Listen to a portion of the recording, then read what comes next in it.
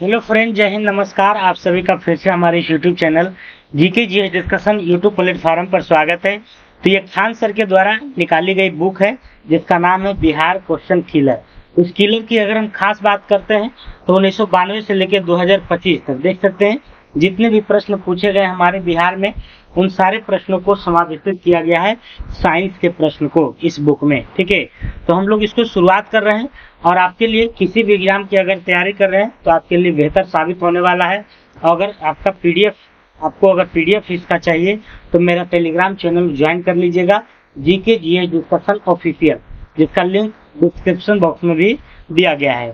तो देख सकते हैं यहाँ पर जो है इनका बुक है और ये जो है सारे एग्जाम में जो पूछा गया है, बिहार प्रीलिम्स हो गया, बिहार सिपाही हो गया, दरोगा हो गया, आपका टीचर हो गया, आपका बीएसएससी हो गया, आपका लिपिक हो गया, ये सारे एग्जाम में पूछे गए हैं। ठीक है, तो हम लोग जो है इसको फिजिक्स से शुरुआत कर रहे हैं आज। ठीक है, देख सकते हैं यहाँ पे 196 पेज तक जो है भौतिक विज्ञान है। तो हम लोग जो इसको चैप्टर वाइज लेकर चलेंगे।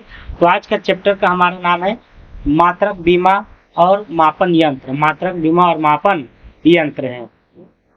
तो चलिए इसको शुरुआत करते हैं। ये सारा चैप्टर है ताकि आप इसको देख सकते हैं और इसका पीडीएफ आप एक बार पढ़ लीजिएगा। हम एक बार रिवीजन करवा देते हैं, बस इतना काफी है आपके लिए। ठीक है, तो चलिए शुरुआत करते हैं पहला क्वेश्चन से। पहला क्वेश्चन है निम्नलिखित में से कौन सी सदिश राशि है। तो पहले सदिश किसको कहते हैं, अदिश किसको कहते हैं, ये तो आप जानते होंगे। अगर नहीं जानते हैं तो आपको याद रख लेना है कि जिसका दिशा और परिमाण दोनों होता है। जिसका दिशा और परिमाण मतलब जिसको हम मापा तौला जा सकता है होते हैं, उसको सदिश कहते हैं। और जिसका जो है सिर्फ जो है जिसका सिर्फ जो है दिशा होता है, परिमाण नहीं, वह क्या होता है, अदिश राशि होता है। क्या होता है, अदिश राशि। तो निम्नलिखित में से कौन सी जो है सदिश है। तो यहाँ पर जो है सभे के सभे जो है क्या है, सदिश राशि है। जैसे विस्थापन हो गया, संवेग हो गया, चुंबकीय क्षेत्र की तीव्रता हो गया, ये सारा जो है क्या है, तो सदिश राशि है। निम्नलिखित में से कौन सा सदिश राशि है। तो यहाँ पर जो बल जो है, बल जो है क्या है, एक सदिश राशि है। अगला क्वेश्चन है निम्नलिखित में से कौन सी भौतिक राशि सदिश है। तो सदिश की अगर हम बात करते हैं तो ये विस्थापन जो है ये क्या है, सदिश है। विस्थापन जो है सदिश है। इसका दिशा और परिमाण क्या होता है, दोनों होता है। दो समान सदिश रखते हैं, दो समान सदिश जो रखते हैं वह समान परिणाम और समानांतर दिशा के, दो समान सदिश रखते हैं, समान परिणाम और समानांतर दिशा, समान परिणाम और समानांतर दिशा के। कारण निम्न में से कौन सी राशि सदिश राशि है। तो यहाँ पर जो है इस ऑप्शन में प्रवेग जो है क्या है, एक सदिश राशि है। निम्न में से एक सदिश राशि कौन सा है। तो सदिश राशि की बात करते हैं तो ये वेग है। कौन सा है, वेग है। वेग क्या है, एक सदिश राशि है ना। वेग क्या है, एक सदिश राशि है। निम्न में से कौन एक सदिश राशि नहीं है। तो सदिश राशि नहीं है अगर पूछेगा तो ये हो जाएगा स्थितिज ऊर्जा, है ना। यानी कि स्थितिज ऊर्जा जो है ये क्या है, अदिश राशि, अदिश, सदिश नहीं, अदिश है। निम्नलिखित में से कौन सी राशि अदिश नहीं है। तो अदिश नहीं है मतलब सदिश है।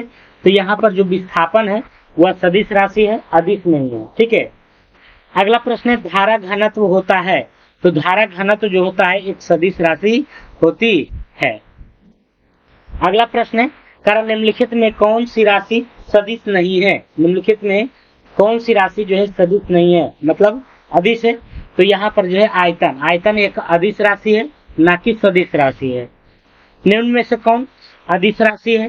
तो यहाँ पर जो है शक्ति जो है क्या है, तो एक अदिश राशि है।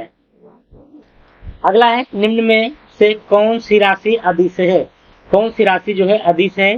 तो यहाँ पर सामर्थ्य हो गया, शक्ति हो गया, ये सब क्या है, अदिश राशि है। चुंबकीय क्षेत्र है। तो चुंबकीय क्षेत्र एक सदिश राशि है, सदिश मात्रा है। ठीक है, अगला है निम्नलिखित में से कौन सी सदिश राशि है। निम्नलिखित में से कौन सी सदिश है। तो देखिए सदिश और अदिश से कितना सारा प्रश्न पूछा गया है। तो अदिश राशि है, इसमें से आपको दाब, प्रेशर जिसको कहते हैं। ठीक है, अब देखिए यहाँ पर व्याख्या देखते हैं। अदिश राशियां किसको कहते हैं, ऐसी भौतिक राशियां जिसमें केवल परिमाण होता है ना। जिसमें केवल क्या होता है, परिमाण होता है, दिशा नहीं। जिसमें केवल परिमाण होता है, दिशा नहीं, उसे अदिश राशि कहते हैं। जैसे हो गया द्रव्यमान हो गया, ठीक है, द्रव्यमान हो गया आपका, और क्या हो जाएगा, चाल हो जाएगा, ठीक है, आयतन हो जाएगा, कार्य हो जाएगा, समय, ऊर्जा, कोण, आवेश, विभव, शक्ति, गति, घनत्व, दाब, विद्युत धारा, दूरी, ताप, सामर्थ्य इत्यादि, ये सब क्या है, अदिश राशि है। और सदिश हम लोग किसको कहेंगे, तो विद्युत धारा, नोट में क्या दिया है देखिए यहाँ पर, तरह की नोट में दे रहा है कि विद्युत धारा, ताप, दाब सभी में दिशा है। तरह विद्युत धारा, ताप, दाब सभी में दिशा तो है, लेकिन फिर भी क्या है, एक अदिश राशि है, फिर भी अदिश राशि है। अदिश राशियों को जोड़ने, घटाने, गुना करने, भाग करने के लिए नियम लागू होते हैं। तो अदिश राशियों को जो है ना, भाग करने, जोड़ने और गुना करने के लिए नियम क्या होता है, लागू होते हैं, ठीक है। अब आते हैं सदिश राशियां पर। तो कह रहा है कि ऐसी भौतिक राशियां जिनमें परिमाण के साथ साथ दिशा भी होती है, ऐसी भौतिक राशियां जिनमें परिमाण के साथ साथ दिशा भी होती है और जो योग के निश्चित नियमों के अनुसार जोड़ी जाती है, उन्हें सदिश राशि कहते हैं। जैसे कि वेग हो गया, संवेग हो गया, प्रवेग हो गया, धारा हो गया, धारा घनत्व हो गया, विस्थापन हो गया, बल हो गया, त्वरण हो गया, भार हो गया, विद्युत क्षेत्र हो गया, बल अघूर्ण, चुंबकीय क्षेत्र तीव्रता, चुंबकीय अघूर्ण तीव्रता, चाल की प्रवणता, ताप प्रवणता, विद्युत तीव्रता इत्यादि। ये सारे जो है क्या है, सदिश राशि है, जिसका दिशा और परिमाण दोनों होता है। अब यहाँ पर नोट में क्या है, तरह सदिश राशियां के जोड़ने, घटाने, गुना व भाग करने के लिए कोई बीजगणितीय नियम लागू नहीं है, जबकि अदिश राशि में क्या था, इसके लिए लागू था। करे विद्युत विभव मापा जाता है, विद्युत विभव जो है मापा जाता है वोल्ट मीटर से। विद्युत विभव मापा जाता है किससे, वोल्ट मीटर से। विद्युत विभव मापा जाता है वोल्ट मीटर से। विद्युत विभव को मापने के लिए वोल्ट मीटर का इस्तेमाल किया जाता है। विद्युत परिपथ में दो बिंदुओं के बीच, परिपथ मतलब जो विद्युत क्रॉस कर रहा है, परिपथ में दो बिंदुओं के बीच विद्युत विभव में अंतर को मापने के लिए वोल्ट मीटर में उच्च प्रतिरोध होता है। यह परिपथ से बहुत कम धारा खींचती है, इसे हमेशा विद्युत परिपथ में प्रतिरोध के समानांतर जोड़ा जाता है। वोल्ट मीटर में उच्च प्रतिरोध होता है, वोल्ट मीटर में क्या होता है, उच्च प्रतिरोध होता है, ठीक है, प्रतिरोध मतलब रुकावट होता है। यह परिपथ से बहुत कम धारा खींचता है ना, और परिपथ से क्या करता है, बहुत कम धारा को खींचता है। अगला है विद्युत आवेश का मात्रक क्या होता है। तो विद्युत आवेश का मात्रक होता है कूलाम्ब। क्या होता है, कूलाम्ब। विद्युत आवेश का मात्रक क्या होता है, तो कूलाम्ब होता है। विद्युत आवेश का मात्रक कूलाम्ब होता है।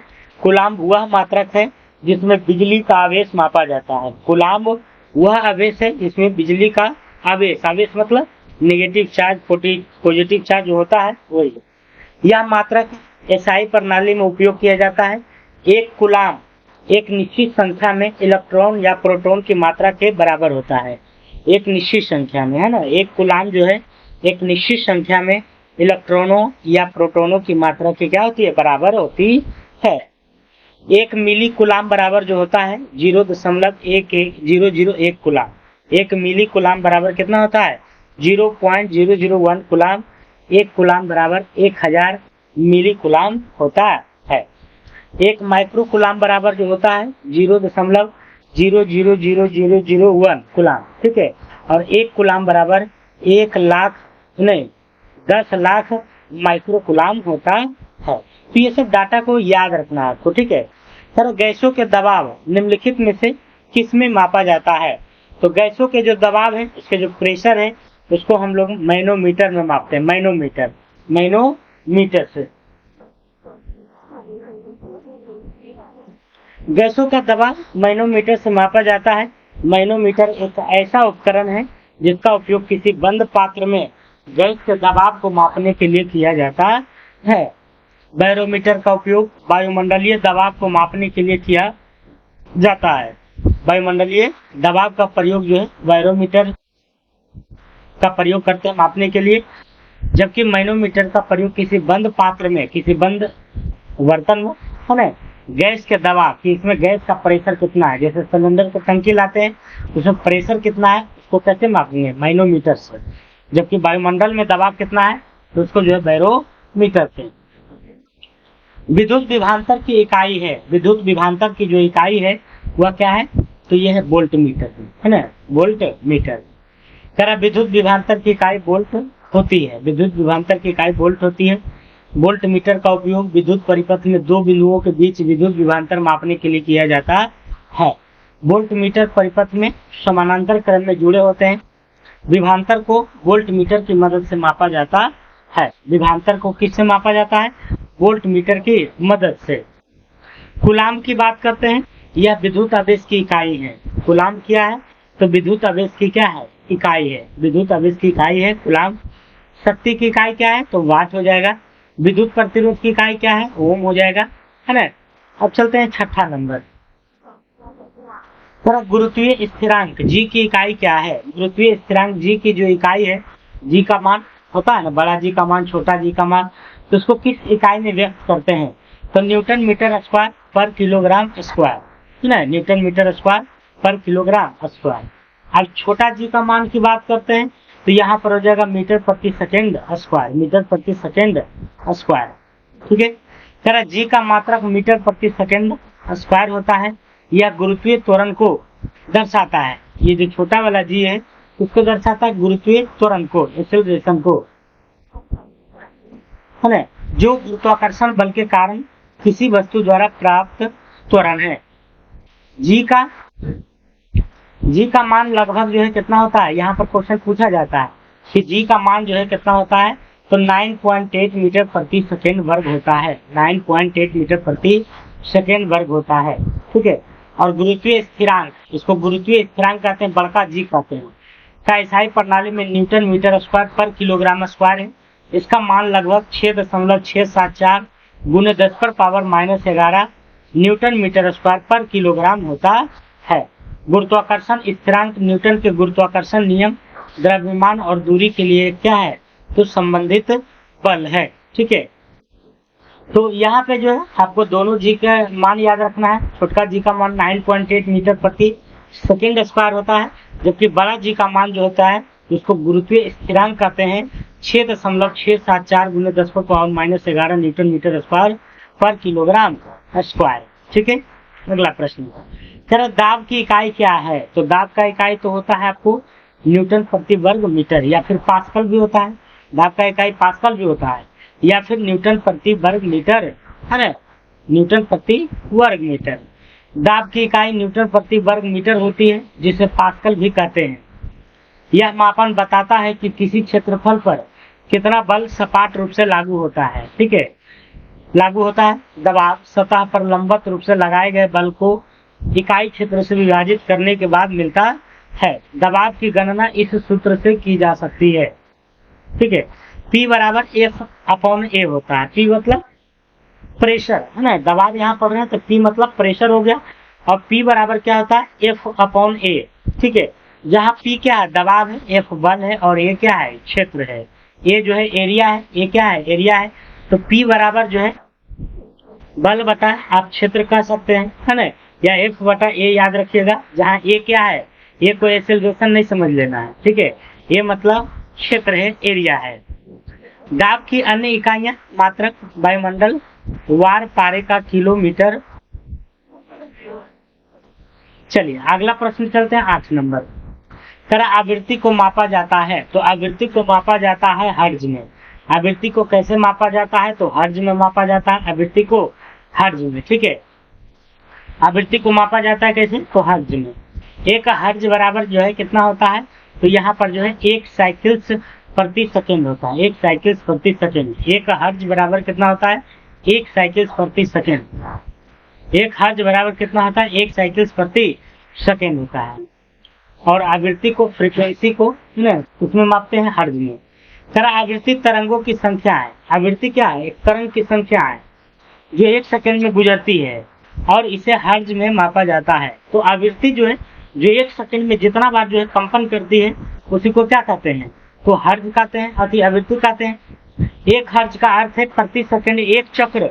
यह माप तरंगों की गति और आवधिकता को दर्शाता है। आवृत्ति को हर्ट्ज में मापा जाता है। हर्ट्ज एक इकाई है जो प्रति सेकंड में चक्रों की संख्या को क्या करता है, दर्शाता है ना। प्रति सेकंड जो चक्रों की संख्या है, 1 सेकंड में कई गो चक्कर हुआ, वही आवृत्ति हो गया, है ना।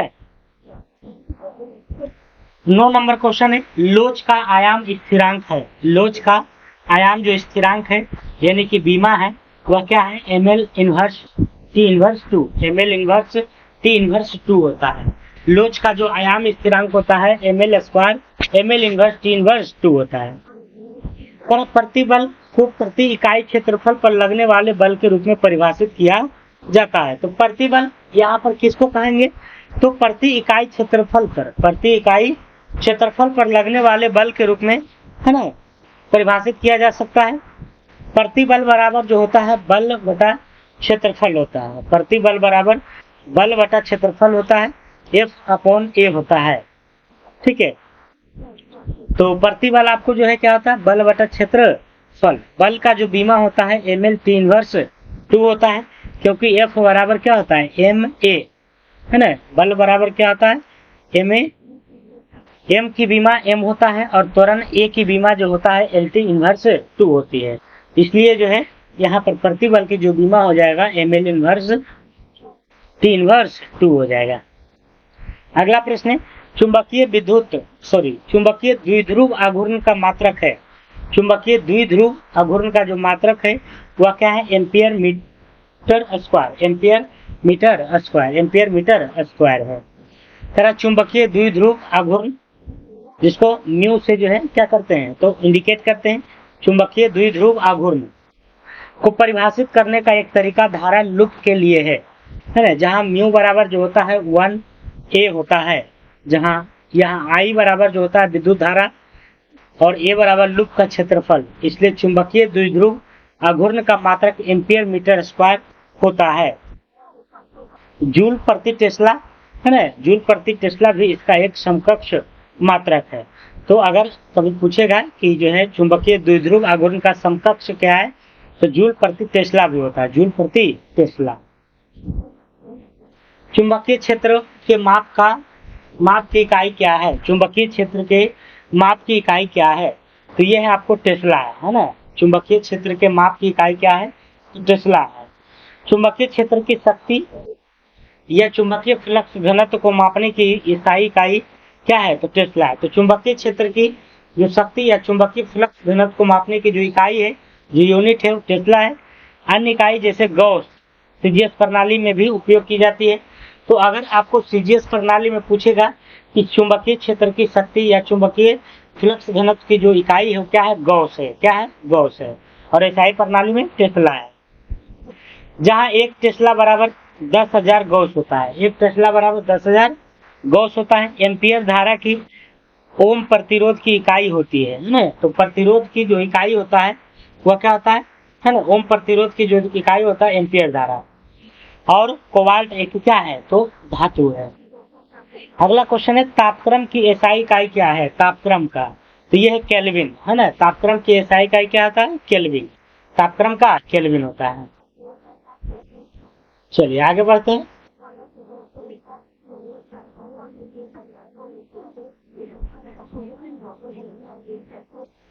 अगला प्रश्न, कर तापमान की इकाई निम्न में से कौन नहीं है, तो यहाँ पर जो है कैंडेला नहीं है, है ना। कैंडेला किसका है, ज्योति तीव्रता का है। ठीक है, कर ताप के मापने की इकाई है, तो ताप का इकाई है केल्विन हो जाएगा, या सेल्सियस कर सकते हैं इसको, है ना, सेल्सियस। कर तापमान की इकाई केल्विन है। सेल्सियस, फारेनहाइट और जूल तापमान की अन्य इकाइयां हैं, है ना। तो वैसे तो तापमान का केल्विन है, लेकिन केल्विन नहीं रह करके सेल्सियस दे देगा, फारेनहाइट दे देगा, तो उसको भी तो हम ताप में मापते हैं, है ना। लेकिन एसआई इकाई नहीं है। तापमान को सेल्सियस से केल्विन पैमाना में बदलने के लिए, देखिए फॉर्मूला बहुत इंपॉर्टेंट है। सर तापमान को सेल्सियस से केल्विन में, यानी कि सेंटीग्रेड से लेकर सेल्सियस को केल्विन में अगर बदलना है तो ये वाला फार्मूला लगाना है। के बराबर क्या होता है, सी प्लस, सी मतलब क्या होता है सेल्सियस, के बराबर सी प्लस 273.15, है ना। के बराबर क्या होता है, सी प्लस 273.15। तो यहाँ पर सी का भी मान निकाल सकते हैं, के का भी मान निकाल सकते हैं। ठीक है, केल्विन में कमरे का मानक तापमान 300.15 केल्विन होता है। क्या कर रहा है, केल्विन में कमरे का मानक तापमान अगर देखा जाए तो 300.15 होता है।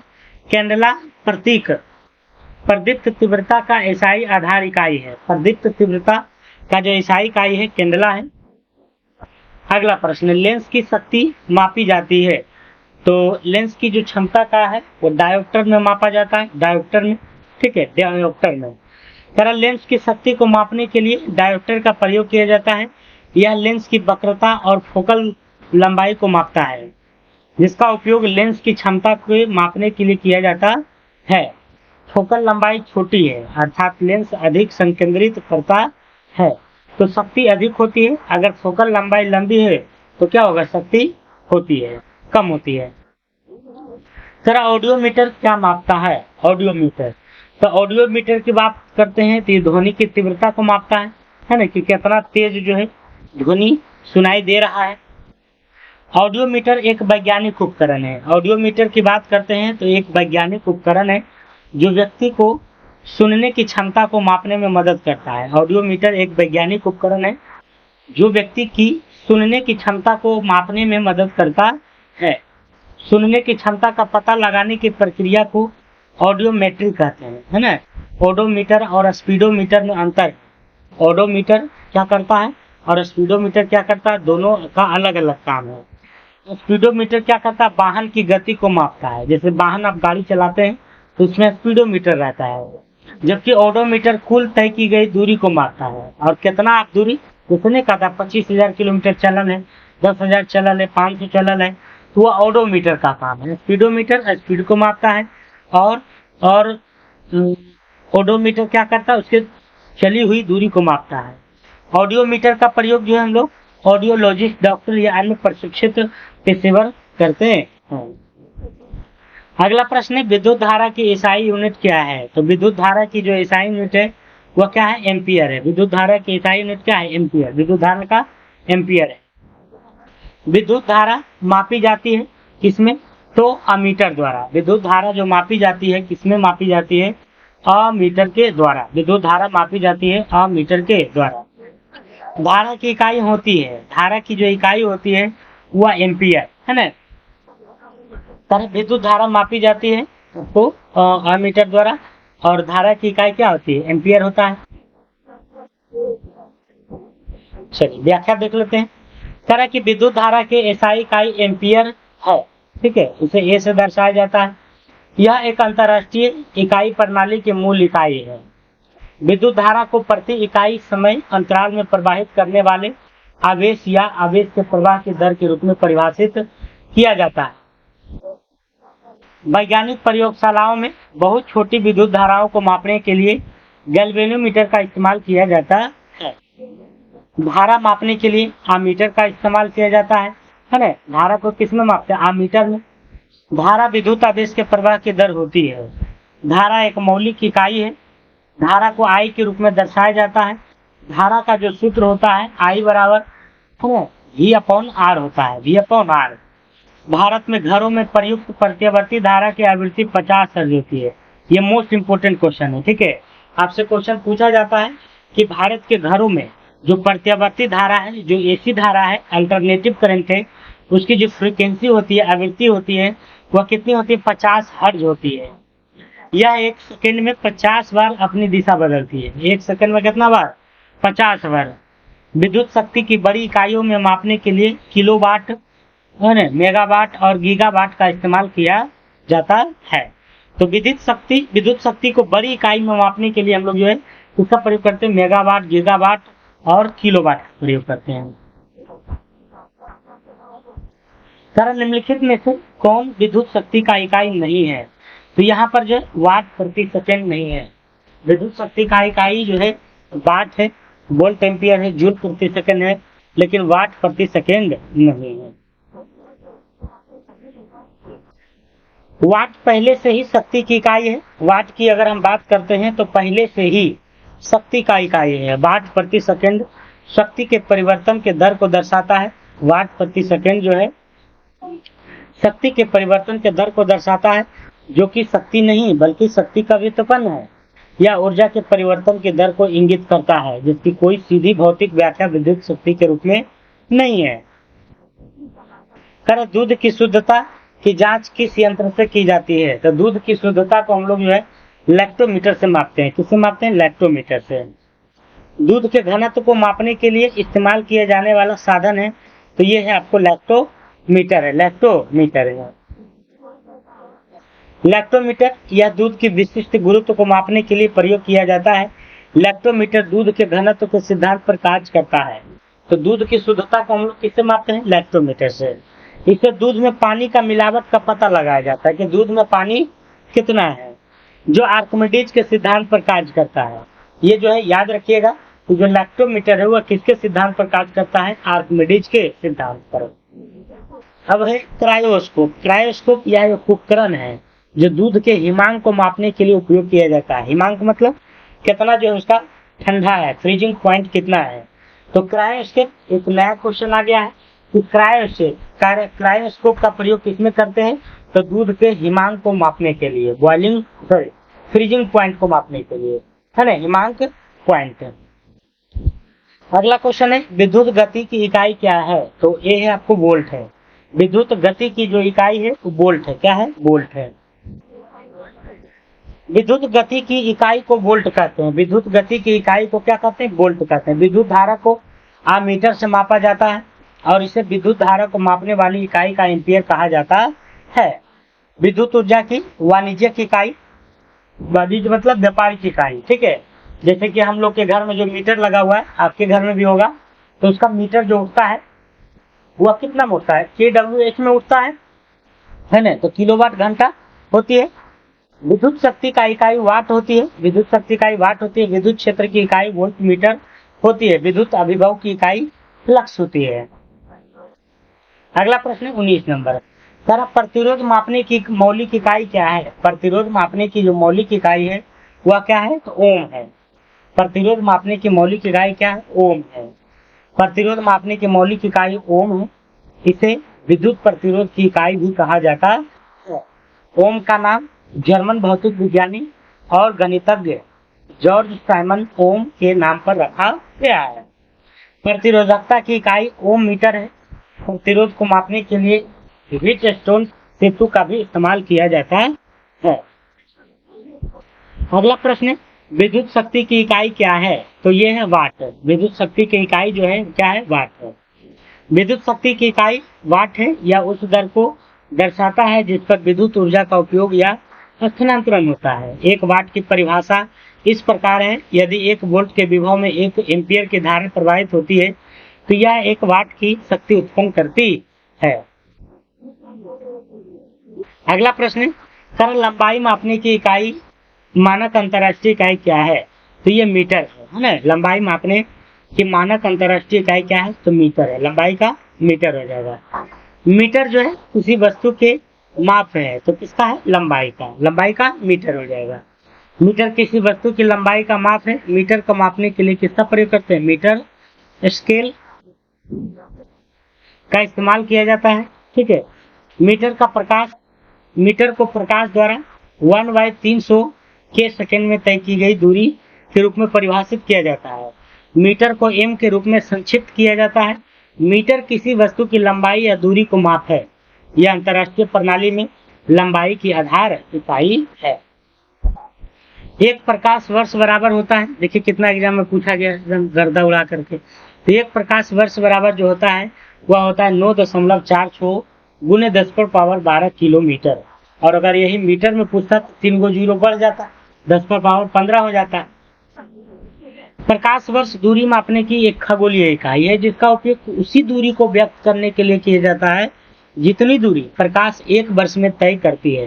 तो 1 वर्ष में जो तय करती है उसी को प्रकाश वर्ष दूरी कहते हैं, है ना। पृथ्वी और सूर्य के जो बीच की दूरी होती है, यह इकाई आमतौर पर तारों, ग्रहों और आकाश गंगाओं जैसे खगोलीय पिंडों के बीच की विशाल दूरी को मापने के लिए होती है। एक प्रकाश वर्ष बराबर 9.46 गुने 10⁻12 किलोमीटर, है ना, लगभग 9.46 ट्रिलियन किलोमीटर, या तो फिर ट्रिलियन किलोमीटर में याद रखना है तो ऐसे याद रखिएगा। यह खगोलीय दूरियों को मापने के लिए उपयोग किया जाता है। यह क्या करता है? खगोलीय दूरी को मापने के लिए किया जाता है, जैसे कि तारों और आकाशगंगाओं के बीच की दूरी, ठीक है। दूरी मापने की सबसे बड़ी इकाई पार्सेक होती है। एक पार्सेक बराबर 3.2 प्रकाश वर्ष होता है या 3.08 गुने 10⁻16 मीटर होता है। तो एक पार्सेक बराबर याद रखना, ये सबसे ज्यादा पूछा जाता है, तो इसको भी याद रखना है, ये भी पूछा जाता है 3.08 गुने 10⁻16 मीटर। प्रकाश की गति लगभग 2,99,792 किलोमीटर प्रति सेकंड होती है। 2,99,000 यानी लगभग 3 लाख याद रखिए। यह खगोलीय दूरी की क्या है, इकाई है। अगला है भार का मात्रक है, तो भार का जो मात्रक है वह न्यूटन है। क्या है, न्यूटन है। भार का एसआई मात्रक न्यूटन है। किलोग्राम द्रव्यमान का एसआई मात्रक है ना। किलोग्राम जो है द्रव्यमान का क्या होता है, किलोग्राम होता है। भार का अन्य मात्रक भार या किलोग्राम भार भी है। 1 किलोग्राम भार बराबर 9.8 न्यूटन है और 1 ग्राम भार बराबर 0.0098 न्यूटन होता है। किसी वस्तु का धरती पर जो द्रव्यमान है तो उसका 6वां भाग ही होगा, है ना। किसी वस्तु का धरती पर जो द्रव्यमान है उसका 6वां भाग ही होगा। भार बराबर द्रव्यमान गुने क्या होता है, गुरुत्वीय त्वरण। गुरुत्वीय त्वरण का जो है जी से इंडिकेट करते हैं। तो भार बराबर द्रव्यमान m इंटू जी होता है। W बराबर m इंटू जी, यानी कि वेट बराबर m इंटू जी, जहाँ W क्या है, भार, m वस्तु का द्रव्यमान और g गुरुत्वीय त्वरण। ठीक है। प्रेरकत्व का मात्रक क्या होता है, तो हेनरी तो इसमें नहीं दिया हुआ है, लेकिन ओम सेकेंड होता है। हेनरी भी होता है। ठीक है। प्रेरकत्व का जो मात्रक होता है ओम सेकेंड होता है, ओम सेकेंड। हेनरी की इकाई है, तो हेनरी की जो इकाई है आपको, ये आपको क्या है, तो प्रेरकत्व की। ठीक है, अभी बताएं कि हेनरी जो इकाई है किसकी, प्रेरकत्व की। प्रेरकत्व का मात्रक हेनरी होता है, इसी प्रेरकत्व की एसआई मात्रक कहते हैं। हेनरी को अंग्रेजी अक्षर H से दर्शाया जाता है। हेनरी को अंग्रेजी अक्षर H से दर्शाया जाता है। प्रेरकत्व एक विद्युत चालक की प्रकृति होती है जो इसके माध्यम से प्रवाहित होने वाली विद्युत धारा में परिवर्तन का विरोध करती है। भौतिक विज्ञानी हेनरिक लेंज के सम्मान में प्रेरकत्व की इकाई हेनरी है। तो भौतिक विज्ञानी हेनरिक लेंज के सम्मान में, हेनरिक लेंज के सम्मान में प्रेरकत्व की इकाई क्या है, हेनरी है। प्रेरकत्व का मात्रक के अन्य रूप वेबर प्रति एम्पियर, है ना, वोल्ट सेकंड प्रति एम्पियर, जूल प्रति वर्ग एम्पियर, ओम सेकंड होता है। अगला प्रश्न, एक सेल का ईएमएफ होता है। एक सेल का जो ईएमएफ होता है वह जो है अदिश राशि होता है। क्या होता है, अदिश राशि। एक सेल का ईएमएफ इलेक्ट्रोमोटिव फोर्स या विद्युत वाहक बल एक अदिश राशि है। विद्युत वाहक बल जिसे वोल्ट में मापा जाता है वास्तव में एक बल नहीं है, बल्कि यह एक खुले परिपथ में सेल के 2 टर्मिनलों के बीच विभवांतर है। यह इकाई आवेश को सेल के माध्यम से कम विभव से उच्च विभव तक ले जाने में किया गया कार्य है। ठीक है, क्योंकि कार्य और विभव दोनों ही अदिश राशियां हैं।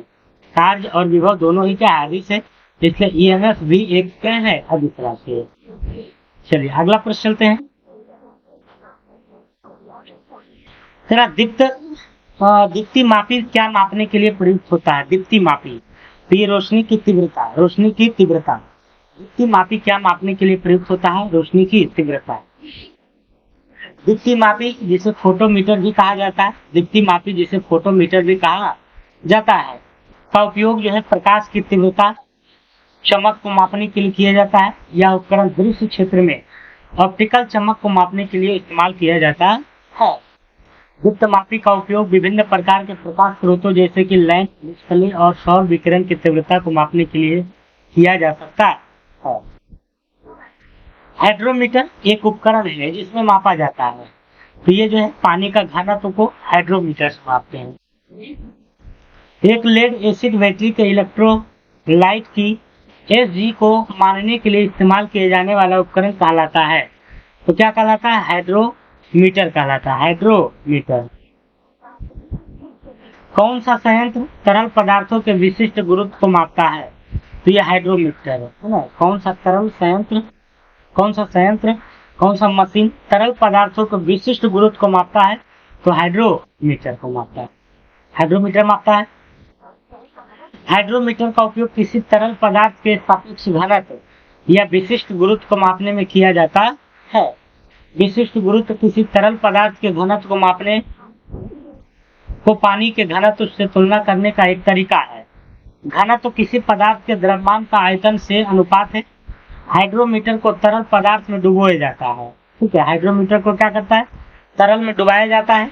जब हाइड्रोमीटर तरल पदार्थ में डूबता है तो यह पानी के घनत्व से तरल पदार्थों के घनत्व को माप लेता है। ठीक है, अब अगला क्वेश्चन है, मात्रा ut प्लस t चिन्हों का अर्थ सामान्य है, इसका आयाम क्या है, इसका बीमा क्या है? इसका बीमा हो जाएगा L और T, LT। मात्रा का आयाम निर्धारित करने के लिए प्रत्येक चिन्ह के भौतिक आयाम का विचार करना होता है। मात्रा U का आयाम L/T होता है और T समय का आयाम T होता है। दोनों को जोड़ने पर L और T मिलकर LT का आयाम बनाते हैं। T का अर्थ है तो 2K का अर्थ है 2K मतलब क्या होता है, 2000 होता है ना, 2000 सन 2000 नहीं, 2000 से 2 किलोमीटर 2 किलो नहीं, इनमें से क्या हो जाएगा, कोई नहीं हो जाएगा। 2 मतलब होता है 2000 होता है, 2000 है ना, काउंटिंग होता है 2000। जिसे नहीं पता 2 के भी चला गया, 3 के चल गया, मतलब 3000 हो गया। K का उपयोग अक्सर 1000 के लिए शॉर्टकट के रूप में किया जाता है, जो कि अंतर्राष्ट्रीय इकाई प्रणाली SI में किलो का प्रतिनिधित्व करता है। 1 किलो को प्रतिनिधित्व करता है। ठीक है, 10 के मतलब 10 किलो, 100 के मतलब है ना 1 लाख किलो। ठीक है, बल का विमीय समीकरण क्या है, तो बल का जो विमा समीकरण है वह क्या है आपका, तो F बराबर m1L1 T इनवर्स 2 होता है। बल को द्रव्यमान और त्वरण के गुणनफल के रूप में परिभाषित किया जाता है। बल को द्रव्यमान और त्वरण के गुणनफल के रूप में, जहां द्रव्यमान का विमीय समीकरण m है और त्वरण का विमीय समीकरण LT इनवर्स 2 है, इसलिए बल का विमीय समीकरण होगा, बल का विमीय समीकरण m1L1 T इनवर्स 2 है। इनमें से कौन ऊर्जा की इकाई नहीं है? ठीक है, तो यहाँ पर जो है न्यूटन जो है ऊर्जा की इकाई नहीं है। ठीक है, निम्न में से कौन सा ऊर्जा का मात्रक नहीं है, तो किलोवाट। निम्न में से कौन सा ऊर्जा का मात्रक नहीं है, तो किलोवाट है, किलोवाट। किसी वस्तु में कार्य करने की क्षमता को उस वस्तु की ऊर्जा कहलाती है। ऊर्जा का मात्रक जूल, न्यूटन मीटर, किलोवाट घंटा है, जब किलोवाट शक्ति की क्या है, इकाई है। तरह न्यूटन बल की SI इकाई है, ऊर्जा की नहीं, ऊर्जा कार्य करने की क्षमता है। अर्ग CGS प्रणाली में ऊर्जा का इकाई है, 1 जूल बराबर कितना होता है, 10⁻7 अर्ग होता है। इलेक्ट्रॉन वोल्ट परमाणु और कण भौतिकी में प्रयुक्त ऊर्जा की एक बहुत छोटी इकाई है। 1 इलेक्ट्रॉन वोल्ट बराबर 1.602 × 10⁻⁻19 जूल होता है।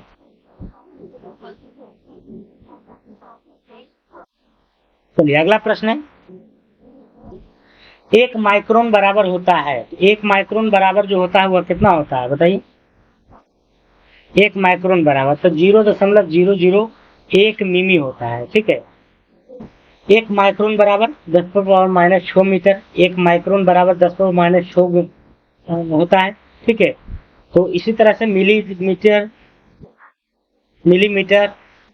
है ना, में इस सब में जो है बताया गया है। बैरोमीटर का उपयोग निम्नलिखित में से किसके मापन में होता है, तो वायुमंडलीय दाब को हम लोग बैरोमीटर से मापते हैं। वायु दाब को मापने वाला यंत्र कहलाता है, तो क्या कहलाता है, बैरोमीटर। वायु दाब को मापने वाला यंत्र बैरोमीटर कहलाता है। यह यंत्र विभिन्न स्थानों पर वायु दाब का माप लेता है, जिससे मौसम की भविष्यवाणी, ऊंचाई मापन और अन्य वैज्ञानिक अनुसंधान में सहायता मिलती है। एम्बेजिलिस्टा टेरिसेलो ने बैरोमीटर का आविष्कार किया। तो बैरोमीटर का आविष्कार किसने किया, टोरिसेली। बैरोमीटर का आविष्कार टोरिसेली ने किया। इसका आविष्कार 1644 में। तो आविष्कारक का नाम याद रखना है। तो बैरोमीटर का आविष्कार किसने किया था, टोरिसेली। निम्नलिखित में से किस उपकरण का उपयोग किसी तरल पदार्थ के विशिष्ट गुरुत्व को मापन के लिए किया जाता है, तो ये हाइड्रोमीटर है ना, किसका प्रयोग करते हैं, हाइड्रोमीटर का। तरह निम्नलिखित में से किस उपकरण का उपयोग किसी तरल पदार्थों के विशिष्ट गुरुत्व मतलब वही जी है ना, गुरुत्व को मापने के लिए जो है हाइड्रोमीटर का प्रयोग करते हैं है। हाइड्रोमीटर एक उपकरण है जिसका उपयोग तरल पदार्थों के विशिष्ट गुरुत्व या घनत्व को मापने के लिए किया जाता है। यह आर्किमिडीज के उत्प्लावन के सिद्धांत पर कार्य करता है। एक ठोस वस्तु किसी तरल में अपने भार के बराबर तरल को विस्थापित करती है। हाइड्रोमीटर तरल में जितना अधिक डूबेगा तरल का घनत्व उतना ही कम होगा। अगला प्रश्न, किसी भी विद्युत चुंबकीय स्पेक्ट्रम को किस इकाई में मापा जाता है? तो ये मापा जाता है फ्रीक्वेंसी में, है ना। किसी भी विद्युत चुंबकीय स्पेक्ट्रम को किस इकाई में मापा जाता है? तो स्पेक्ट्रम, है ना, यानी कि फ्रीक्वेंसी में। तेरा विद्युत चुंबकीय स्पेक्ट्रम विकिरण की पूरी श्रृंखला है जिसे आवृत्ति या तरंगदैर्घ्य द्वारा व्यवस्थित किया जाता है।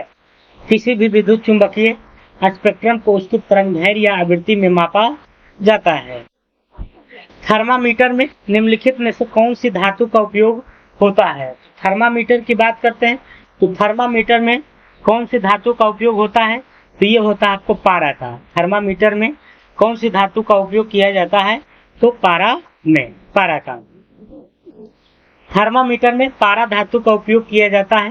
द्रव अवस्था, उच्च घनत्व और न्यून वाष्प दबाव होने के कारण पारा का उपयोग थर्मामीटर, बैरोमीटर, नैनोमीटर तथा अन्य मापक उपकरणों में किया जाता है। 10 नैनोमीटर में कितने मीटर होंगे? तो ये होंगे 10⁻⁻8। 10 नैनोमीटर में कितना होगा? 10⁻⁻8। तो यहाँ थोड़ा सा देख लेते हैं कैलकुलेशन। 10 नैनोमीटर को मीटर में बदलने के लिए 10 नैनोमीटर बराबर 10 गुने 1 नैनोमीटर बराबर क्या होता है? 10⁻⁹ मीटर होता है। तो 10 पर पावर कुछ नहीं तो 1 है, अब गुने 10⁻⁹ है। तो यहाँ पर -9 है और यहाँ पर 1 है, तो ये वो कट जाएगा तो कितना बच जाएगा? आपको 10⁻⁸ बच जाएगा। ठीक है। तेरा जिस उपकरण को समुद्र की गहराई को मापने के लिए किया जाता है वह कौन है? तो समुद्र की गहराई को फाइडोमीटर से मापते हैं। किससे मापते हैं? फाइडोमीटर से। फाइडोमीटर क्या मापने के लिए किया जाता है? तो समुद्र की गहराई। उसी को उल्टा कर दिया है। समुद्र की गहराई मापने के लिए फाइडोमीटर का उपयोग किया जाता है। फाइडोमीटर एक प्रकार का सोनार उपकरण है, सोनार, है ना, जो विशेष रूप से पानी की गहराई के मापने के लिए डिजाइन किया गया है। यह ध्वनि तरंगों को समुद्र तल की ओर भेजता है और परावर्तित होकर वापस आने में लगे समय को मापता है। ध्वनि की पानी में गति ज्ञात होने पर इस समय का उपयोग गहराई की मापने के लिए किया जा सकता है। चलिए आगे बढ़ते हैं। निम्नलिखित में से कौन सा एक सही ढंग से सुमेलित है?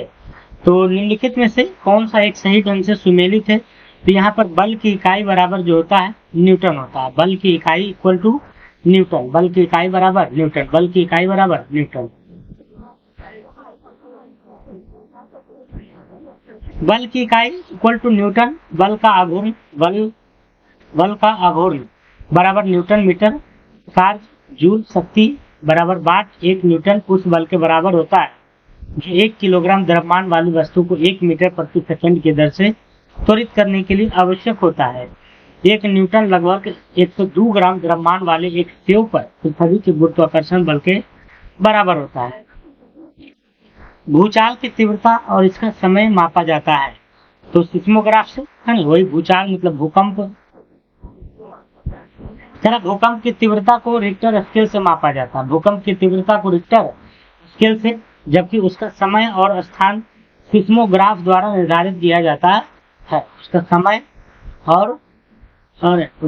और स्थान मतलब कहाँ पर और किस समय आया, सिस्मोग्राफ से। और तीव्रता मतलब कितना जो है तेज में था, उसका आपको भूकंप की तीव्रता रिक्टर स्केल से है।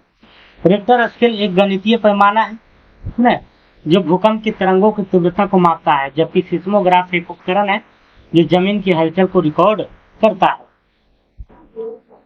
कौन सी भौतिक मात्रा जड़त्व का मापन है?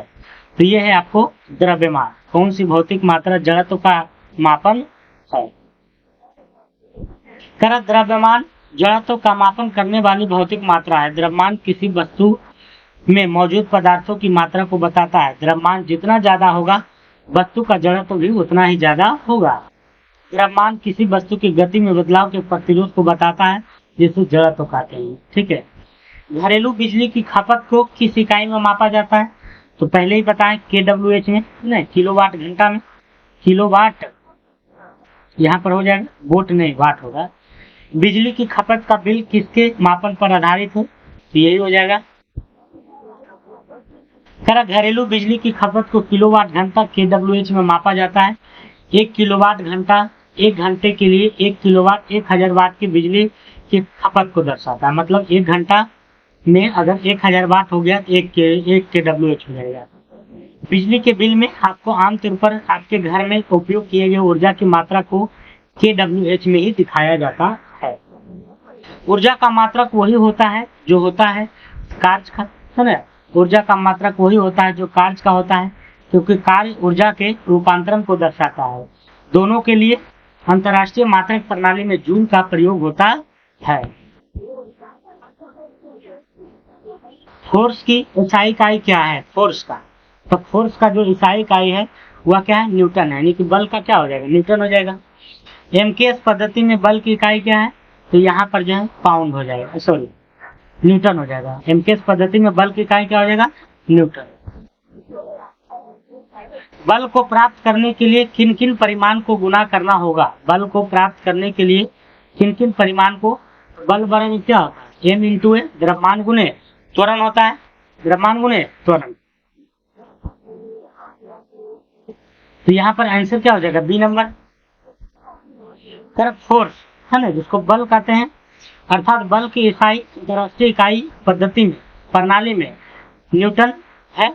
1 न्यूटन वह बल है जो 1 किलोग्राम द्रव्यमान की वस्तु को 1 मीटर प्रति सेकंड वर्ग का त्वरण प्रदान करता है। इसका नाम महान वैज्ञानिक आइजैक न्यूटन के नाम पर रखा गया है, जिन्होंने गति के नियम को प्रतिपादित किए थे। बल को पाने के लिए द्रव्यमान और त्वरण की गुणा करना होता है। बल बराबर क्या होता है? द्रव्यमान गुणे त्वरण। बल बराबर क्या होता है? द्रव्यमान गुणे त्वरण। MKS पद्धति में अगर देखा जाए द्रव्यमान की इकाई किलोग्राम होता है। MKS पद्धति में द्रव्यमान का किलोग्राम, त्वरण की इकाई मीटर प्रति सेकंड स्क्वायर होता है। बल की इकाई, इसलिए बल की इकाई क्या होगा? किलोग्राम मीटर प्रति सेकंड स्क्वायर। इस इकाई किलोग्राम मीटर प्रति सेकंड स्क्वायर को न्यूटन कहा जाता है।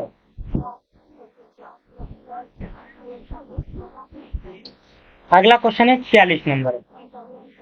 किन दो भौतिक राशियां के मात्रक समान होते हैं? तो ये वेग और चाल का, वेग और चाल का जो है क्या होता है? समान होता है। चाल और वेग ये दोनों भौतिक राशियां हैं जिनके SI मात्रक समान होते हैं। दोनों का SI मात्रक मीटर प्रति सेकंड होता है। चाल का अर्थ है किसी वस्तु की गति, चाहे वह किसी दिशा में हो, इसे दूरी को समय से भाग करके मापा जाता है। वेग का अर्थ है किसी वस्तु की गति जिसमें दिशा भी शामिल होती है, उसे विस्थापन की समय से भाग करके मापा जाता है। एंगस्ट्रम किसकी इकाई है? तो तरंगदैर्घ्य का हो जाएगा, तरंगदैर्घ्य का। 1 एंगस्ट्रम बराबर होता है आपका 10⁻⁻8 सेंटीमीटर। एंगस्ट्रम लंबाई की इकाई है जो 10⁻10 मीटर के बराबर होती है। इसका उपयोग मुख्य रूप से प्रकाश की तरंगदैर्घ्य, परमाणुओं और अणुओं के आयामों और क्रिस्टल जालक के अंतर को व्यक्त करने के लिए किया जाता है। चूंकि तरंगदैर्घ्य एक प्रकार की लंबाई है, इसलिए एंगस्ट्रम तरंगदैर्घ्य की क्या है? इकाई है। ऊर्जा की बीमा होती है तो ml² T inverse 2, ml² T inverse 2। ऊर्जा का जो बीमा होता है ml² T इनवर्स 2 होता है। ऊर्जा के बीमा निकालने के लिए हम कार्य की बीमा का उपयोग कर सकते हैं। ऊर्जा की बीमा निकालने के लिए हम कार्य की बीमा का उपयोग कर सकते हैं, क्योंकि कार्य और ऊर्जा की बीमा समान होती है। कार्य यानी कि W बराबर जो होता है ना, कार्य बराबर वर्क बराबर बल गुने विस्थापन होता है। ठीक है। बल की बीमा होती है ml T इनवर्स 2, क्योंकि F बराबर क्या होता है? m, और m का द्रव्यमान m होता है और a का जो त्वरण होता है, ये त्वरण बराबर जो होता है LT इनवर्स 2। त्वरण का बीमा LT इनवर्स 2 होता है। विस्थापन S की बीमा होती है L, है ना। विस्थापन क्या है? एक तरह से शॉर्टकट दूरी है, तो उसका बीमा L होता है। इसलिए ऊर्जा का बीमा अगर निकालिएगा कैलकुलेट करके तो क्या हो जाएगा? आपको ml² T इनवर्स 2 हो जाएगा। एक kWh निम्न में से किसके बराबर होता है? तो 3.6 गुने 10⁻6 जूल के बराबर होता है ना। kWh किसकी इकाई है? तो ये है आपको ऊर्जा की इकाई है। kWh का अर्थ है किलोवाट घंटा, किलोवाट शक्ति का इकाई है और घंटा समय की इकाई है। क्योंकि ऊर्जा बराबर शक्ति गुने समय होती है, इसलिए किलोवाट घंटा ऊर्जा की इकाई है। यह विशेष रूप से विद्युत ऊर्जा की खपत को मापने के लिए व्यावसायिक रूप से उपयोग की जाने वाली इकाई है। 1 किलोवाट घंटा है ना, 1 kWh बराबर 1 kWh जूल 36 लाख जूल के बराबर होता है। 1 kWh बराबर जो होता है 36 लाख जूल के बराबर होता है, या 3.6 मेगा जूल। यह एक घंटे के लिए 1 किलोवाट 1000 वाट शक्ति उपयोग करने के लिए क्या है? तो बराबर है ना। 1 kWh किसको कहेंगे? तो 1 किलोवाट गुने 1 घंटा, 1 किलोवाट में कितना 1000 वाट होता है, 1000 वाट होता है, ठीक है, और गुना 1 घंटा, ठीक है। चलिए अगला प्रश्न। अब देखिए यहाँ थ्योरी समझाया है, उसको थोड़ा सा समझते हैं, आपके काम की चीज है। पर 1 घंटे तक इस्तेमाल करने में जितना ऊर्जा खर्च होती है वह 1 kWh के बराबर होती है। 1 घंटा में जितना ऊर्जा खत्म होती है वह 1 kWh के बराबर होता है। 1 किलोवाट बराबर 1000 वाट होता है ना। 1 घंटा बराबर 3600 सेकेंड, 1 घंटे में 3600 सेकेंड होते हैं, इसलिए 1 kWh बराबर 1000 वाट गुने 3600 सेकेंड, यानी कि कितना हो गया 36 लाख वाट सेकेंड हो जाएगा। और 36 लाख जूल बराबर 36 लाख जूल और बराबर 3.6 गुने 10⁻6 जूल होता। तो ये सब थ्योरी है ना। कैसे निकलता है देख सकते हैं। 1 नैनोमीटर कितने के बराबर होता है? 10⁻9 के। अच्छा मीटर में पूछा है ना, तो यहाँ पर 10⁻6 हो जाएगा, ठीक है। 1 नैनोमीटर बराबर होता है, तो यहाँ पर जो है 10⁻9 मीटर। देखिए थोड़ा सा थ्योरी समझिएगा तो आपके काम आएगा। नैनोमीटर लंबाई की एक बहुत छोटी इकाई है। नैनोमीटर जो है लंबाई की एक बहुत छोटी सी इकाई है। मीटर के संबंध में 1 नैनोमीटर बराबर 10⁻9 मीटर। मिलीमीटर के संबंध में रूपांतरण हम जानते हैं कि 1 मीटर बराबर 1000 मिलीमीटर, 10⁻3 मिलीमीटर, इसलिए 1 नैनोमीटर और -10⁻9 मीटर बराबर 10⁻9 गुने 10⁻3 मिलीमीटर। तो यहाँ पर जो है प्लस है, यहाँ पर माइनस है, ये घट जाएगा तो कितना आ जाएगा 10⁻6 मिलीमीटर। निम्नलिखित में से कौन सी मात्राएं सही इकाइयों में नहीं लिखी गई है? तो ये जो है आपको ऊर्जा बराबर kg/m मीटर सेकेंड, ये नहीं लिखा हुआ है। ऊर्जा के लिए सही इकाई है जूल है ना, जो किलोग्राम मीटर स्क्वायर प्रति सेकेंड स्क्वायर के बराबर होती है। यहाँ दी गई इकाई किसी भी ज्ञात ऊर्जा की सही इकाई नहीं है, इसलिए यह गलत है। अन्य विकल्पों में स्टेट्स और प्रेशर सही इकाइयों में लिखे गए हैं। प्रकाश स्रोत की ल्यूमिनस है ना, ल्यूमिनस इंटेंसिटी की एसआई इकाई क्या है? तो ये है आपको कैंडेला है। क्या है? कैंडेला है। प्रकाश स्रोत की ल्यूमिनस इंटेंसिटी है ना की एसआई इकाई कैंडेला है। कैंडेला चमकदार तीव्रता की भी इकाई है। कैंडेला का प्रतीक सीडी होता है। सीडी यह एक मानक कैंडेला को चमकदार तीव्रता लगभग 1 कैंडेला होती है। ज्योति तीव्रता का एसआई मात्रक कैंडेला है। एसआई प्रणाली की इकाई में ज्योति तीव्रता मौलिक मात्रा है, ठीक है। अगला है थर्मोस्टेट है ना। सर एक ऐसा यंत्र है, थर्मोस्टेट का मतलब क्या हुआ? तो डी नंबर हो जाएगा। यह एक ऐसा यंत्र है जिसका प्रयोग एक विद्युत उपकरण के नियत तापक्रम को बनाए रखने हेतु किया जाता है। नियत तापमान कांस्टेंट है ना, कांस्टेंट रखा जाता है। टेकोमीटर एक यंत्र है जिसमें हम माप करते हैं, तो घूमने की गति को मापते हैं। टेकोमीटर का उपयोग सॉफ्ट या डिस्क की घूर्णन गति है ना को मापने के लिए किया जाता है। टेकोमीटर को रेव काउंटर या आरपीएम गेज जैसे अन्य नामों से भी जाना जाता है ना, जाना जाता है। टेकोमीटर का उपयोग विभिन्न प्रकार के मशीनों और उपकरणों की निगरानी के लिए किया जाता है, जैसे कि मोटर, इंजन और अन्य घूमने वाले भागों वाले सिस्टम, ठीक है। सापेक्ष आर्द्रता मापी जाती है? तो ये हैग्रोमीटर से सापेक्ष आर्द्रता को हैग्रोमीटर द्वारा मापा जाता है। हैग्रोमीटर का उपयोग वातावरण में वायु को नमी या आर्द्रता की मात्रा को निर्धारित करने के लिए किया जाता है।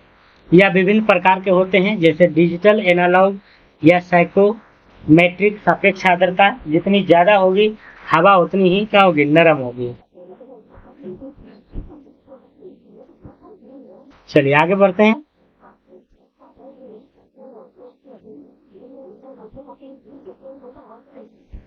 कारण निम्नलिखित को क्या करना है, सुमेलित करना है। ठीक है, एनीमोमीटर क्या करता है, तो हवा का वेग को मापता है। सिस्मोग्राफ भूकंप है ना, और बैरोग्राफ वायुमंडलीय दाब, और सैक्रोमीटर की बात करते हैं तो ये जो है आपको इसका राइट आंसर 3, 1, 4, 2 हो जाएगा।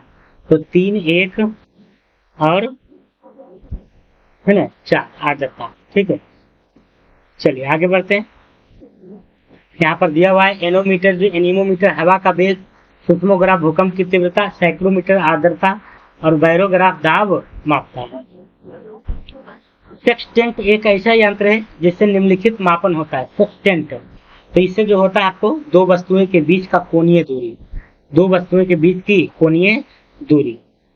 तरह सेक्सटेंट एक नौवहन उपकरण है जिसका उपयोग मुख्य रूप से दो दृश्यमान वस्तुओं के बीच कोणीय दूरी को मापने के लिए किया जाता है। इसका सबसे आम उपयोग किसी खगोलीय पिंड जैसे सूर्य, चंद्रमा या तारे और क्षितिज के बीच के कोण को मापता है, जिससे नाविक समुद्र में अपनी स्थिति निर्धारित कर सकते हैं। यह दो दर्पणों के माध्यम से प्रकाश के प्रवर्तन के सिद्धांत पर कार्य करता है। तो सेक्सटेंट जो है वह किस सिद्धांत पर कार्य करता है, तो परावर्तन के सिद्धांत पर। वह यंत्र जो अत्यधिक तापक्रम को मापता है क्या कहलाता है, तो ये कहलाता है पायरोमीटर। उच्च तापक्रम को मापने वाला यंत्र जो है वह का पायरोमीटर है। उच्च तापमान को मापने के लिए पायरोमीटर या पूर्ण विकिरण तापमापी का उपयोग किया जाता है। यह एक ग्रीक शब्द है। पायरो का अर्थ होता है आग, बहुत अधिक तापमान। मीटर का अर्थ होता है मापने वाला, मापन। पायरोमीटर वस्तु द्वारा उत्सर्जित तापीय विकिरण का पता लगाकर उसके तापमान का अनुमान लगाता है। सामान्य ताप को मापने के लिए थर्मामीटर का उपयोग किया जाता है। यह विकिरण वस्तु के तापमान पर निर्भर करता है और पायरोमीटर इस विकिरण को तीव्रता को मापकर तापमान की गणना करता है। लक्स इसकी इकाई है, तो लक्स की बात करते हैं तो प्रदीप्त पे है ना। लक्स प्रदीप्त का इकाई है। प्रदीप्त किसी प्रकार पर प्रति इकाई क्षेत्रफल पर पड़ने वाले प्रकाश की मात्रा को मापती है। एक लक्स 1 ल्यूमेन प्रति वर्ग मीटर के बराबर होती है। ताप एसआई इकाई केल्विन, समान इकाइयां है ना, और फ़ारेनहाइट है। द्रव्यमान एसआई इकाई किलोग्राम, बल का एसआई क्या होता है, न्यूटन होता है। मीट्रिक प्रणाली को निम्नलिखित में से किस सरकार ने प्रस्तावित किया? मीट्रिक प्रणाली को ये किया था को फ्रेंच सरकार ने। मीट्रिक प्रणाली को किस सरकार ने प्रस्तावित किया था? फ्रेंच सरकार ने। मीट्रिक प्रणाली को मूल रूप से फ्रेंच सरकार द्वारा 1791 में प्रस्तावित किया गया था। यह प्रणाली माप के लिए एक मानकीकृत प्रणाली के रूप में शुरू की गई थी, जो बाद में वैश्विक स्तर पर अपनाई गई है। एक कुंडली में एक क्यू की इकाई होती है, तो कोई इकाई नहीं होती है। ठीक है, पर कुंडली में क्यू की कोई निर्धारित भौतिक इकाई नहीं होती है। यह अक्सर अवलोकनों और प्रयोगों में उपयोग समझ की सुविधा के लिए इस्तेमाल किया होता है, लेकिन इसकी कोई मानक इकाई निर्दिष्ट नहीं की जाती है। ठीक है, चलिए आगे बढ़ते हैं। सर आरएफ सर्किट में प्रयुक्त परिवर्ती मान वाला एक प्रेरण कहलाता है, तो वेरियोमीटर कहलाता है। क्या कहलाता है? वेरियोमीटर। सर आरएफ सर्किट में प्रयोग किए जाने वाला परिवर्ती प्रेरण वेरियोमीटर कहलाता है। यह एक सर्किट में प्रेरण के मान को समायोजित करने के लिए उपयोग में आता है, जिससे सर्किट की रेजोनेंट फ्रीक्वेंसी बदल सकती है। आरएफ सर्किट में प्रयुक्त परिवर्ती मान वाला एक प्रेरण पारस्परिक प्रेरण कहलाता है। जब एक कुंडली के माध्यम से बहने वाले धारा में परिवर्तन से एक दूसरे कुंडली में प्रेरित विद्युत वाहक बल उत्पन्न होता है। अगला है निम्नलिखित मात्रकों में से कौन सा मात्रक कार्य का नहीं है? तो ये जो है जूल प्रति सेकेंड कार्य का नहीं है। द्रव्य की विशिष्ट ऊष्मा का मात्रक कौन सा है? तो ये होता है आपको जूल प्रति ग्राम सेंटीग्रेड। फेम्टो, एक फेम्टोमीटर है ना, किसके बराबर है, किसके तुल्य है? 10⁻⁻15 मीटर के, 10⁻⁻15 मीटर के। सोनार तकनीकी का प्रयोग कहाँ करते हैं? तो गहराई में करते हैं, है ना, उपयुक्त में से उससे अधिक हो जाएगा। पानी के नीचे पहाड़ियों का पता लगाने के लिए, हिमशैल का पता लगाने के लिए और गहराई के लिए पता लगाने के लिए प्रयोग किया जाता है। ठीक है सर, एक AMU है ना, इसके बराबर होता है। तो ये होता है आपको 1.6735 गुने 10⁻⁻27 ग्राम से। ठीक है, एक AMU परमाणविक द्रव्यमान इकाई को 1.6735 गुने 10⁻27 ग्राम के रूप में परिभाषित किया जाता है। इसका उपयोग परमाणुओं और कणों के बहुत छोटे द्रव्यमान के लिए किया जाता है, जिसे आमतौर पर ऑक्सीजन 16 आइसोटोप के 1/12 मास के आधार पर निर्दिष्ट किया जाता है। किस मीटर का उपयोग वाहन द्वारा तय की गई दूरी को मापने के लिए किया जाता है? तो ये किया जाता है आपको ओडोमीटर का। ठीक है, किस मीटर का प्रयोग वाहन द्वारा तय की गई दूरी को मापने के लिए? तो ओडोमीटर का, है ना, शुरू में ही बताए थे। सेलिनोमीटर यंत्र का प्रयोग होता है सेलिनोमीटर का। तो सेलिनोमीटर का जो प्रयोग होता है वो आपको किसी घोल में लवण की मात्रा निर्धारित करने के लिए सेलिनोमीटर किसी घोल की लवणता मापने के लिए उपयोग किया जाने वाला उपकरण है। यह अक्सर एक हाइड्रोमीटर होता है, जिसे किसी घोल में नमक के प्रतिशत बढ़ाने के लिए विशेष रूप से कैलिब्रेट किया जाता है। अपेक्षिक आर्द्रता को हाइग्रोमीटर के द्वारा मापा जाता है। अपेक्षित घनत्व को हाइग्रोमीटर के द्वारा मापा जाता है। लंबाई के परिमाण को मापने के लिए मीटर स्केल का उपयोग किया जाता है। निम्नलिखित में से किस राशि का मात्रक नहीं है? तो यहाँ पर विकृति का जो है मात्रक नहीं है। ठीक है, तरफ विकृति वस्तु या पदार्थ में होने वाले विरूपण को प्रदर्शित करती है। विकृति जो है वस्तु या पदार्थ में होने वाले विरूपण को प्रदर्शित करती है। वायु बल के कारण वस्तु की लंबाई में होने वाला परिवर्तन एवं उसकी प्रारंभिक लंबाई के अनुपात को विकृति कहते हैं। यह दो लंबाइयों का अनुपात है, अतः इसकी कोई इकाई नहीं है, यानी विकृति का कोई भी इकाई नहीं होती है। 1 किलोमीटर के मतलब क्या हो गया? 1000 मीटर हो गया। 1 किलोमीटर का तात्पर्य 1000 मीटर है। किलोमीटर लंबाई मापने की इकाई है। यह अंतर्राष्ट्रीय इकाई का प्रणाली का हिस्सा है। 1 पिकोग्राम बराबर होता है, तो कितना होता है? 10⁻⁻12 ग्राम। 1 पिकोग्राम बराबर पिको प्रतीक एक स्थायी उपसर्ग है जो 10⁻- के कारक को दर्शाता है, इसलिए 1 पिकोग्राम के बराबर होता है। ठीक है, 1 जिप्टो बराबर होता है। 1 जिप्टो की बात करते हैं तो 10⁻21 होता है।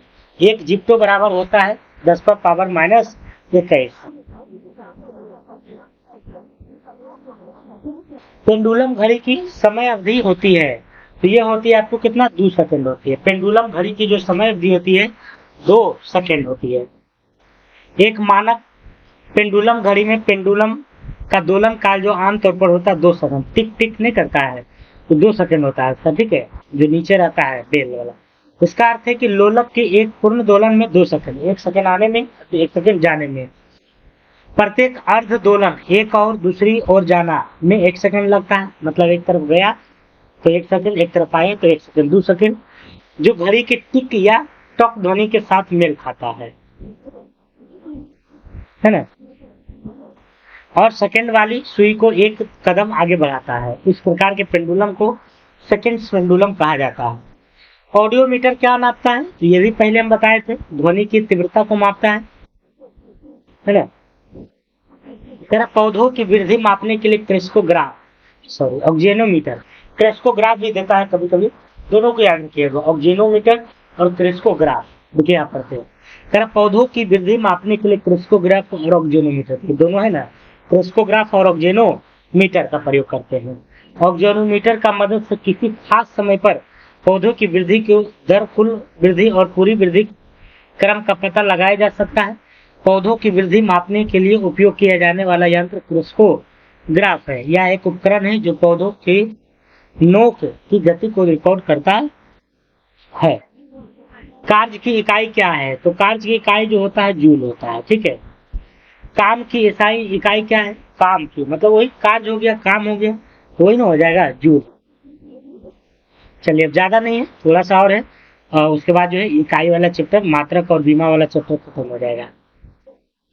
यदि बल को न्यूटन में और दूरी को मीटर में प्रदर्शित किया जाए तो किए गए कार्य को प्रदर्शित किया जाएगा किसमें? जूल में किया जाएगा, है ना। कार्य की बीमा या घात को प्रदर्शित किया जा सकता है तो किसमें? ml² T इनवर्स 2, ठीक है। अगला है एक जूल कितने कैलोरी के बराबर होता है? तो ये होता है 0.24 कैलोरी के। वर्षा की तीव्रता किसमें अभिव्यक्त की जाती है? तो ये किया जाता है सेंटीमीटर प्रति घंटा में। अगला क्वेश्चन,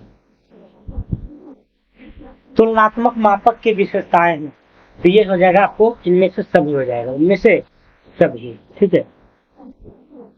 अगला प्रश्न कह रहा कि निम्नलिखित में से कौन सी ऊष्मा की इकाई नहीं है? तो यहाँ पर जो है फॉर्म जो है नहीं है। ऊष्मा की मापन इकाई कैलोरी, बीटीयू और जूल है, 3 गो है, कैलोरी, बीटीयू और जूल है, जो ऊष्मा की मात्रा को मापने के लिए प्रयोग होती है, जबकि फॉर्म ध्वनि की तीव्रता को माप की जान इकाई है, इसलिए यह ऊष्मा की इकाई नहीं है। पार्सेक किसका मात्रक है? तो पार्सेक जो है यह दूरी का, है ना, दूरी का, बहुत अधिक दूरी को मापने के लिए पार्सेक का प्रयोग करते हैं। पार्सेक या लंबाई की खगोलीय इकाई है, 30 ट्रिलियन किलोमीटर लगभग होती है, अर्थात एक पार्सेक बराबर 3.08 × 10⁻16 ml होता है, ठीक है, मिलीमीटर, जिसका उपयोग खगोलीय दूरी को मापने के लिए किया जाता है। यह वह दूरी है जिस पर एक खगोलीय इकाई एक आर्क सेकेंड, है ना, 1/3600 डिग्री का कोण बनाती है। अंतरराष्ट्रीय इकाई पद्धति के अनुसार रेडियो एक्टिविटी की इकाई क्या है? तो ये हो जाएगा बेक्यूरेल, हेनरी बेक्यूरेल। बस खत्म हो गया। अब दूसरा चैप्टर हम लोग पढ़ेंगे, 2 क्वेश्चन और है, इसको पढ़ लेते हैं। तरह की अंतरराष्ट्रीय इकाई पद्धति के अनुसार रेडियो एक्टिविटी या रेडियो धार्मिकता की मानक इकाई बेक्यूरेल है। इसको बेक्यूरेल हेनरी के नाम पर रखा गया था। एक बेक्यूरेल का मान प्रति सेकंड एक नाभिकीय क्षय के बराबर होता है। इसका नाम फ्रांसीसी भौतिक विज्ञानी हेनरी बेक्यूरेल के सम्मान में रखा गया है। क्यूरी रेडियो एक्टिविटी की एक पुरानी और गैर एसआई इकाई है। निम्न में से कौन सी मूल मात्रक नहीं है? तो ओम जो है नहीं है, ठीक है। तरह ओम मूल मात्रक नहीं है क्योंकि यह प्रतिरोध की माप की इकाई है। मौलिक मात्रक जैसे कि मीटर हो गया, मीटर लंबाई के लिए, सेकेंड समय के लिए, एम्पियर विद्युत धारा के लिए एसआई प्रणाली की क्या है? मुख्य इकाइयां हैं। और मूल मात्रकों की संख्या कितनी है? 7 वो है। एसआई मात्रकों में वोल्टेज मान नियतांक का मान कितना होता है? तो 1.38 × 10⁻23 जूल प्रति केल्विन, है ना। अगला 86 नंबर, एसपीएस पद्धति में द्रव्यमान की इकाई क्या है? तो पाउंड हो जाएगा। क्या हो जाएगा? पाउंड हो जाएगा, ठीक है। तो ये था हमारा थोड़ा सा लंबा चैप्टर था, इसलिए थोड़ा सा लंबा हो गया होगा वीडियो, तो इसके लिए चिंता नहीं करना। पढ़ाई करना है तो लंबा और शॉर्ट नहीं करना है, ठीक है। और अगर आप पीडीएफ चाहिए तो हमारे टेलीग्राम चैनल से जुड़ जाइएगा, जीके जीएस डिस्कशन, है ना, जीके जीएस डिस्कशन ऑफिशियल पर, ठीक है।